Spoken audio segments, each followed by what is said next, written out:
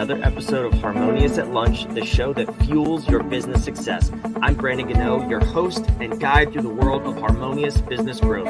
Today, we're unlocking powerful strategies with industry experts to help your business thrive. If you're a business owner, entrepreneur, or executive, you are in the right place.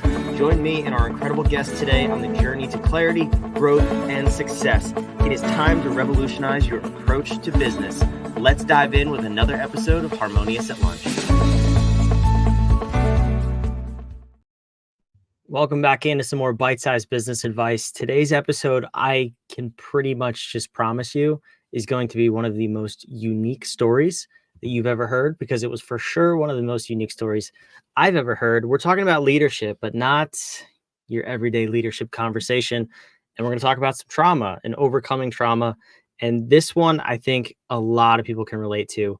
Whatever the trauma is in your life that you're going through, this will help you get to the other side. My guest before we started recording said he feels his life is magical now. And based on his story, you be the judge if you think he should feel that way. But I can't wait for him to unpack how you too can be in a magical place in your life and your leadership, which will ultimately grow your business. Enough of me babbling. Michael Clegg, welcome to the show and thank you for being here. Thanks for having me, Brandon. Really appreciate it. So I teased the story. We're going to keep that on the shelf for just a minute, because I want to understand what life was like before trauma. You're a business owner. You've been in business for a while. So tell me about your business life. What was your normal before we go into what disrupted your whole life? Yeah. So the normal, interestingly enough, I thought I was at a place in life where I was excelling, and I'm the CEO of a staffing company, executive placement firm. I've been in that industry for the better part of 25 years. So I have to say that out loud. 25 years, which is hard to believe. I feel like I just graduated college, but that real quick. So Michael said he was 20. He is 25 years old right now. So yeah, go ahead. That's right. That's right. Times two. So I'm the magical 50. So, life was what I would call now, post-accident, very linear. I was living what I call a default future. I was living in the day-to-day. I was taking things as they came, right? And honestly, in post-accident discovery, I realized that I was being dictated by other people's needs more than my own. And I didn't even know it. By most people's measurement, I would have been deemed, successful in business, successful in life, beautiful wife, 3 awesome kids that sometimes are pains in the butts like kids are, but they're healthy, they're happy, they're in school, they're doing well, they're in sports, they're excelling in the things that they want to do. And that was life, right? 2 dogs and great family and, very positive income. And we did things that we wanted to do. So, I really, really, for all intents and purposes here, was living the American dream. Little did I know I was not living so magically as I see it now. And my hope in sharing my story is that others don't wait for something traumatic to happen for them to no longer live that default future, no longer live in the day-to-day, or as I tell a lot of my clients, the busyness of the business will take you out of the business. And, those that challenge that day-to-day or that linear view, if you will, those that challenge that will make changes in their life. And more importantly, they'll make changes in their mindset, which is, in my opinion, the most important part of making any change or any transformation or becoming what I like to call your future self. So yeah, I was a normal dude with a normal family, definitely had gratitude and felt blessed, but didn't really realize how stuck I was or how stagnant I was. And I didn't even know it. It's so interesting to me. And, I had this thought the other day, which I feel like will resonate with some, if not all of the listeners. It was Tuesday, and Tuesday for us is garbage day. I was taking the cans down to the curb, And I was like, I just did this yesterday. Like, what happened between this Tuesday and last Tuesday? I mean, did you feel like that to a certain degree in, a couple years ago even? Interesting. I didn't. I did not feel that way. Like, honestly, I didn't know I was living that default future. Mm. I just I didn't. There wasn't but what I realized is that I had stopped dreaming. And honestly, I even say it in my TED talk, my TEDx, that I lost a decade of my life. And I mean that by saying that I really truly, when I started measuring my path, when I started deeply reflecting and I started journaling and all of these tools that I use post accident, I would have judged as being too woo woo or fluffy prior to the accident. And I'm a believer now because it just brought me these things that, I mean, like I said, I didn't know. I had no idea that I was living a default future. I didn't know that. I think I'd reached, honestly, what is my floor today, I thought was my ceiling then. And honestly, I just stopped dreaming that I could have more, or maybe that I was selfish to want more. And what I've realized is today, post accident, that the more that I want, the more people that I help. And to me, that's a big distinction from where I was living before. I was that default future was about me, was and selfishly me, my family. And don't get me wrong, I still coached high school football then. I love coaching football. It's a hobby and a passion that I really enjoy, and being around, young men and helping them look at life a little differently. And I certainly do that a lot more now than I did before. But just the strategy and the X's and O's of football, I love. I love calling plays. And it's just that everything that comes with that. But still, it was about me. How good of a play was that? Oh, it was a bad play call, and then I could down on myself or whatever it may be. It's just that's what you do when you live in that day to day. When you take the trash out on Tuesday, and then you look back and go, "Holy crap, what did I do the last 7 days?" And so when people say, "Man, I can remember what I did 20 years ago, but I can't remember what I did yesterday," number one sign that you're living a default future, without a shadow of a doubt. And it's something that I've integrated into my leadership development. If you have those thoughts, you are living linearly. You're living in the day to day. So it's a big distinction. And we too have trash day on Tuesdays, by the way. So Shout out to North Carolina trash days, right? that's Well, you've got my attention because you just called me out, but I volunteered to be called out. So I appreciate that. yeah. But what changed? We've been teasing everybody. You've been saying accident. Yeah. What So was it that changed your future? yeah, so as I mentioned, I coach high school football. So in the spring, we participate in what we call 7-on-7, which is basically a passing league, right? So for those that may not, I'm sure most people are familiar with football, but may not know it. You've got a quarterback and you've got receivers, and it's basically a passing league. So you're throwing the ball around the football field and keeping score. So it's another way for players to continually work on their skills in the off season, and it's competitive and it's fun for the kids. And I was leaving a 7-on-7 tournament, which fortunately we had just won, and beat our arch rivals, local rivals, ironically, that we hadn't beaten in 7 years. And I was driving on the interstate one evening, and that leaving the tournament, and very dark countryside part of northeast Charlotte, not a lot of lighting, and gentleman jumped off the bridge in front of my truck. I didn't have time to avoid hitting this individual, and unfortunately, and certainly tragically, he didn't survive. And the obviously that in and of itself was awful. I mean, I would not wish that moment.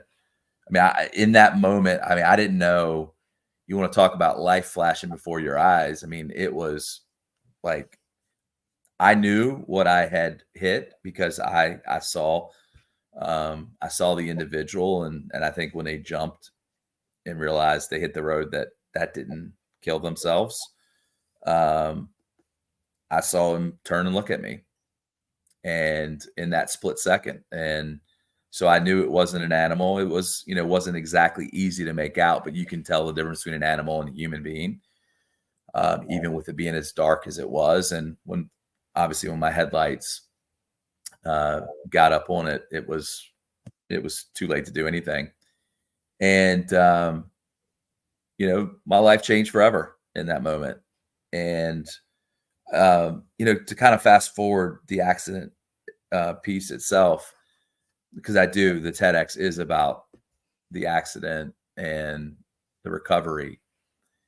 But the things that really about the accident, about the individual itself, like I really tried to find out who it was, like their life story. Obviously, they were, successfully committing suicide, but why? Right? Like, in part of my struggle and challenge post accident was I couldn't find out anything. I didn't have a name. I continued to call, local police and that were there to find out anything I could. Was this person a dad? It was a, middle age, roughly, I would guess between 40 and 50 years of age, in that range. But I didn't know anything about it, and that bothered me. Like, we're in that entire night, laying in bed, and obviously I didn't get a ton of sleep because I was so when you're adrenaline, you can imagine it's tough to go to sleep. But when I finally did, I think I slept for like 20 hours straight, maybe even longer than that.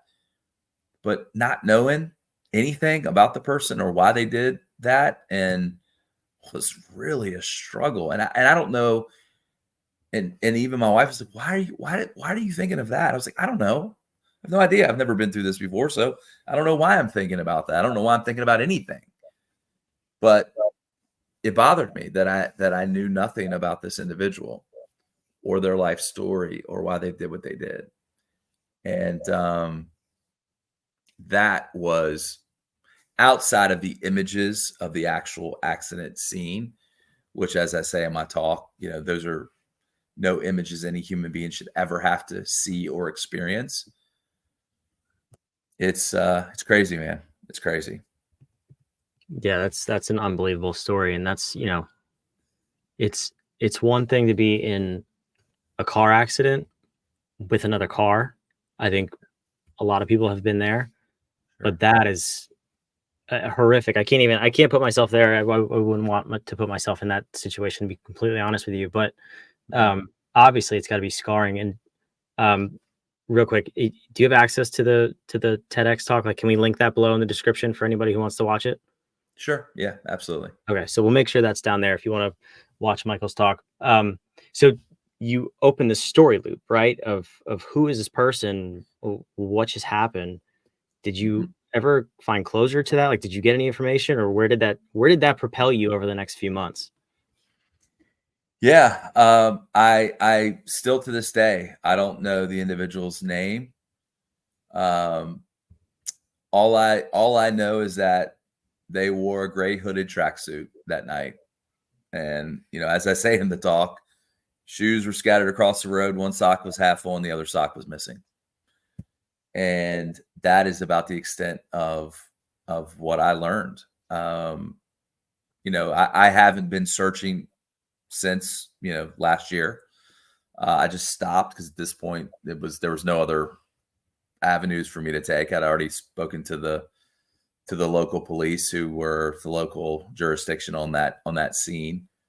Because I spent almost 5 hours that night. Obviously, the interstate around Charlotte was shut down, and to me, I'm glad I left a few minutes earlier, because if you think about it, all the kids that played for me would have been on that road, and my son is one of those players. So I cannot imagine that happening to one of the kids. Now, I was very fortunate that I have a large truck, and so it did no damage to my truck. But I can imagine if it would have been a car that would have struck first, it could have done significant damage. And part of the frustration about that too was, had I arrived a half a second sooner, probably would have gone through my windshield, and I likely would not have survived.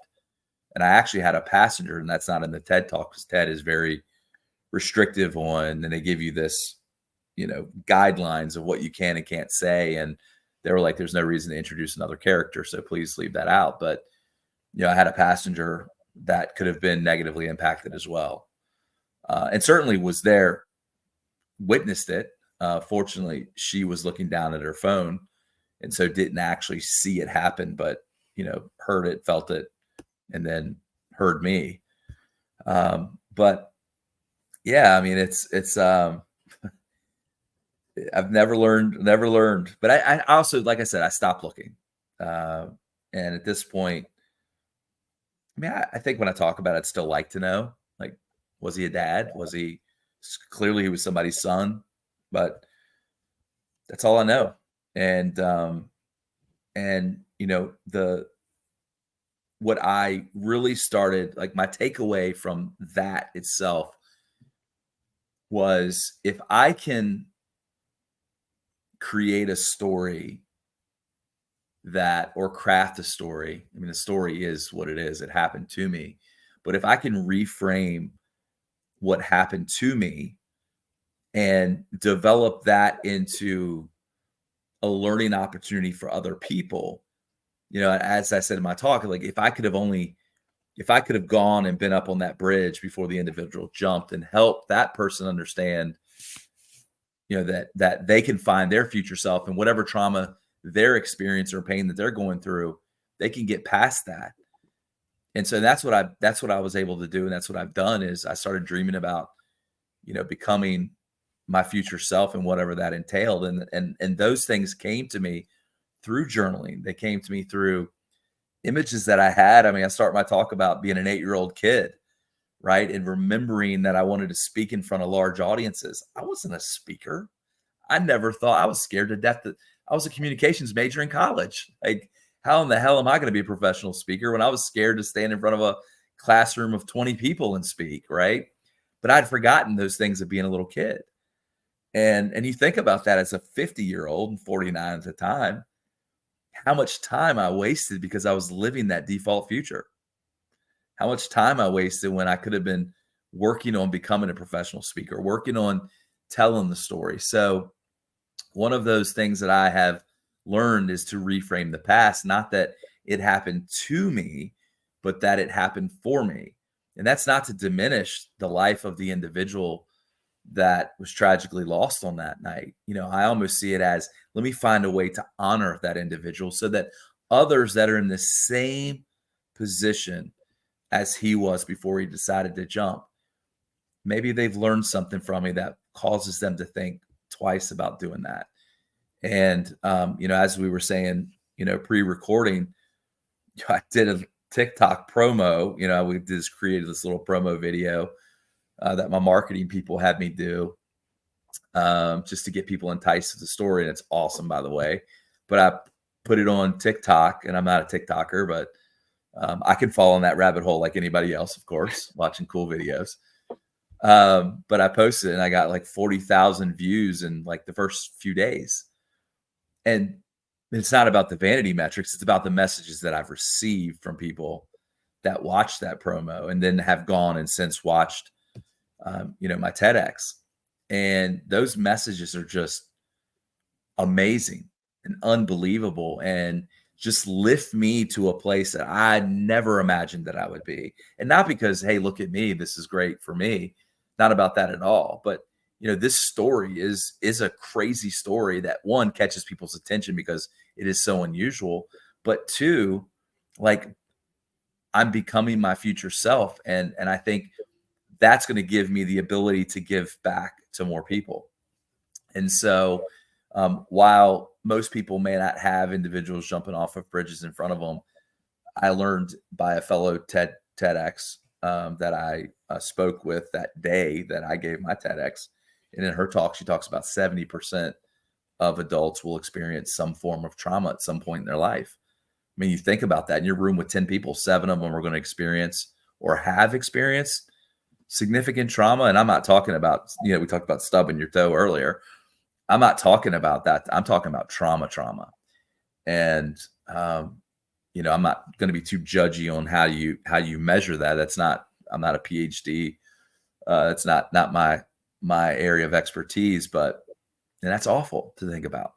And that will impact people negatively if they cannot reframe that. So I'm not who I'm going to be yet. I'm still in the beginning phases of becoming that professional speaker and sharing this message and creating this leadership development platform and teaching people that they have to improve themselves before they become great leaders. And that's entirely new because of the accident, because of the things that I've experienced. And I've got a goal of humanizing 100,000 conscious leaders.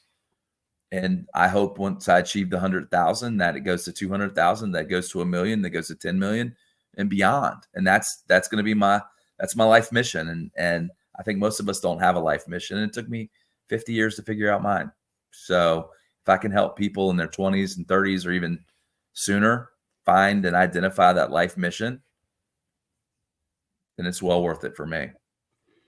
I wholeheartedly agree with that. The stat of 7 out of 10 really strikes me though, because that's, you have employees, or you're in a team, you're in a conference with other leaders, and 7 out of 10 of these leaders have trauma and are not showing up as their best selves, not able to help Yeah. others and impact other lives positively. So I'm going to put your website on the screen for those of you watching. Listening, it's down in the show notes. It's in the show notes and description everywhere. There's so much that you can teach people on how to overcome the trauma. I just want to hear the picture of from March of 23 to now and then beyond, building your future self, like you say. I mean, what is it like, assuming somebody is experiencing something to the degree of what you went through and they're not their whole selves? Yeah. On the other side of this, I said, you mentioned you were magical now. What is it like? What is your ability to lead? What is your level of fulfillment in life? And I mean, how are you going to take this to the next level in your own life, and then also impact everyone in your personal circle with it as well? Because I think Yeah. that's what people miss when you said you make it selfish, like you're living a selfish life. Mm-hmm. If you are your whole self, you can give back to those around you. If you're selfish, you Absolutely. can't. So um, what's the biggest Great point. outcome for you in terms of your leadership? Yeah, that story's still being written, truthfully. So I have reorganized my staffing business, and treating that very differently than I did prior. And I'm proving that because most people they hear the whole conscious leadership and they hear, oh gosh, here we go again with all that soft stuff. And I get that a lot. Trust me, I do get that a lot. And that soft spot's going to be the difference from, you know, growing and growing exponentially, because the world that we live in today is very different. I mean, we have business and work and even school, the school systems, we know this, and I don't want to get too deep, go down that rabbit hole, but for 200 years, we're living this industrialized style of how we, how things are structured, right? I mean, schools haven't changed in how long? Ever. And, from a business perspective, people are coming, those leaders, those employees, those 7 out of 10 are coming to work with their challenges. And we know based on all of the data that Gallup, that they do their annual surveys, and they actually just released last week, the 2024, the most recent updates, and engagement isn't going up. So if you're an entrepreneur or you're a business, and I'm sure, and I have said it before, I'm struggling to find good people. How many times have you heard that? That's because you're not offering something good and great to those people to be attracted to your organization. And it's really truly is being intentional. And I'll use this word, vulnerable, and being yourself, being your authentic self. I've used all of the key buzzwords in self-development in one 30-second loop. So that may not be what you want to use for the trailer of this one, Keep that but out of the it's promo. true, right? It's true. As much as those words drive me crazy, the meaning and the action of those words is so healthy, one. And more importantly, it is what people are attracted to. And so as I've started telling this story And I didn't tell it for a long time. And in fact, if I wouldn't have started becoming a future self and identifying that I want to be a professional speaker, I hired, my speaking coach in December of 2023. After I decided roughly October, November timeframe, I was like, I got to get out of this. I am like in the lowest of the lows. I'm a model for my kids. I'm a model for my players that I coach high school football. I'm a model for my employees. I'm this guy who's teaching people leadership development. And I don't even want to get out of bed. Like, I didn't want to get out of bed. And so I said, okay, I joined a mastermind group with Dr. Benjamin Hardy. Strongly recommend every single one of his books. And that's where I was telling Brandon, for the listeners earlier, that, it was his teachings about becoming your future self and transformation that pulled me out of the hole that the accident put me in. And when I started journaling and realized I want to speak in front of large audiences, I want to make a difference in people's lives, I'm going to do that. And Dr. Hardy says, what would have to be true in order for you to achieve that? And so I'm like writing all of these things down. And the thing that jumped out at me was, you need a speaking coach. You need someone that has already done what you want to do and learn from them. So I hire a speaking coach within 2 weeks, and I give him my goals that I wanted to tell this story on a TEDx stage within 5 years, right? Within 2 weeks, he sends me this application for this TED Talk that I ended up getting, and nobody gets their first TED Talk. Very few get that. I was blown away when it happened, but I think the unusualness of the story probably helped that. But I mean, think about it. Just by taking the steps of becoming my future self, what I said I wanted within 5 years, it happened within 5 months. And things get accelerated when you start identifying like new paths. I mean, even in our brains, these neural pathways, they get created. It's like these new branches off of a tree. And that's how we get out of our comfort zone. And there's so many amazing things around that. And that's where the magic comes. Like, it wasn't about getting out of bed any longer. It was, I'm so excited for tomorrow. I don't want to go to sleep, right? I want to get going. And I'm certainly not recommending no sleep. I mean, recovery is one of the greatest things we can do, certainly. But it's just that level of excitement, that level of energy that, when I reframed what happened to me, and I reframed that accident didn't happen to me, it happened for me. And I don't mean that to sound selfish. I don't mean that to sound insensitive for the individual that lost his life, but I was there for a reason, right? And it is my life goal to figure out what that reason is. And journaling and doing deep reflections on my past and really truly dreaming bigger than I've ever dreamed and creating impossible goals. And like, it's insane what's happening. So I wish I could answer your question on what tomorrow looks like. I'm still creating it. And you know what? I will probably always be creating, because my goal is to continually raise my floor. And which you raise your floor, your ceiling's moving too, right? And it's not because I need it, it's because I want it. And you know what? It's okay to want it. And I think so many people want things, and maybe due to childhood trauma or due to, their upbringing or things that they've learned or people that they hang out with, that you shouldn't want things. BS. When we want and I achieve, I help so many more people than if I'm not wanting. And so, that was a little bit of a self-limiting belief that I was telling myself, that I shouldn't want more. And I will never, ever say that again. Not only do I want more, I want the world, and I want to bring so many people along with me. So it sounds really Pollyanna and cliche. I get that. And for some people, they might tune out hearing that stuff. But I promise, if you follow that journey and you follow that path, you will create magic for yourself. And I am going to scream that from the rooftops as long as I live.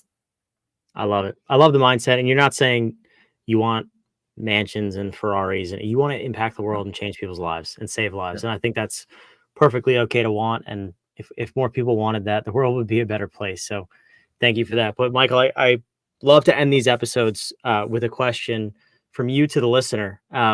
And you hinted at one. I'm curious if you're going to say it or not, but we believe that powerful questions get powerful answers.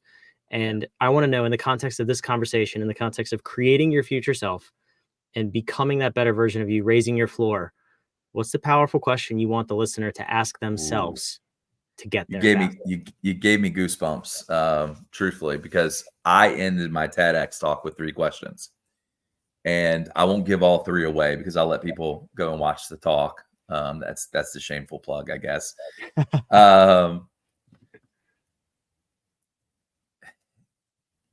I think I'll go with this one. To become your future self, and it doesn't matter what it is, truly. Does not matter. Dream big, dream impossible.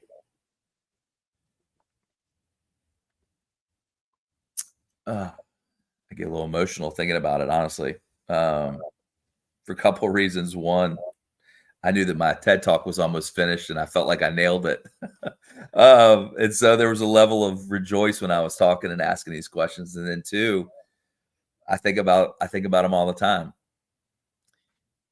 If you knew that you could become your future self, it doesn't matter. Like, doesn't matter what it is. What would you change today? What would you change about your life? And if you knew, right, that you couldn't fail, you knew that you couldn't fail, and you had unlimited resources to make it happen, what would your future self be? And I truly mean that question, and I hope they write that question down. And it doesn't matter what, but if they knew that they couldn't fail, they had unlimited resources, what would their future self be? And I think if you when you answer that honestly, and you don't even have to share that with anyone initially, but write it down.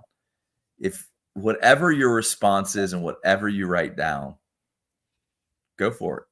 Like, don't let the day to day hold you back. Don't let the living that default future. And that doesn't mean you have to go out and quit your job tomorrow.